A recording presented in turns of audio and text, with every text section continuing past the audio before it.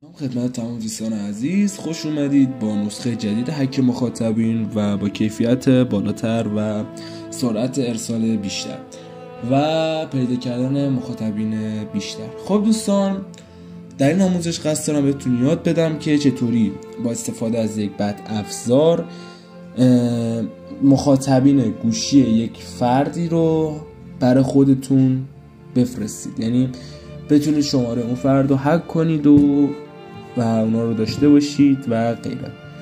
خب اولین چیزی که ما بهش نیاز داریم طبق معمول اسکچوره و یه ربات تلگرامی. بریم سراغ آموزش. خب اول از همه من وارد اسکچور میشم و این پروژه رفع فیلتری روبیکا که براتون قرار دادم و شما دانلود میکنید و وارد میکنید.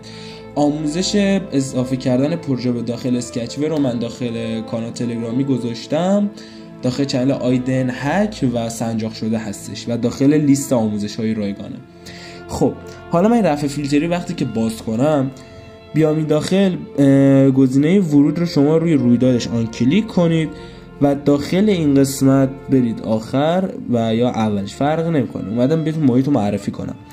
خب اینجا میاد میگه که بیایم جلوتر، شما اگه میخواین اینو شخصی سازی به نام خودتون کنید بدین آخر به جای این آیدن 0y هر چیز دیگه که دوست دارید آیدی خودتون رو مثلا بزنید که اصلا سازنده این رت یا این بد افزار کیه و میرسه سراغ آیدی عددی. اینو اینجا براتون بنویسم، آیدی عددی و توکن شما و توکن. خب آموزش ساخت ربات تلگرامی رو من داخل چنل براتون قرار دادم، اونم سنجاق شده هستش. میتونید آیدی عددیتون و توکنتون رو اونجا دریافت کنید و آموزش رو کامل ببینید و یاد بگیرید. خب حالا من وارد ربات تلگرامی میشم، اینو کپی میکنم و داخل قسمت توکن پیستش میکنم. خب میریم سراغ آیدی عددیمون. دوستان این آیدی عددی من با شما فرق میکنه، لطفا آموزش حتما برید ببینید که چطوری آیدی عددی و توکنتون رو به دست بیارید. اگرم بلدید که دیگه چی بذارید همینجا. خب حالا اینجا عکسی چیزی خواستین تغییر بدین عیبی نداره، چون که کمی کیفیتش رو سعی کردم براتون ببرم بالاتر. اینطور چیزا صفحه اسپلش رو اینطور چیزا براتون قرار بدم، شما نیازی نیست دستکاری کنید. و از اینجا هم که براتون اونجایی که میدونید چون میتونید اینا رو برای خودتون تغییر بدین و متنای دیگه بنویسید که راحت‌تر درکشون کنید. خب حالا من اجرای پایین صفحه یا ران پایین صفحه رو میزنم، میره برای اجرا.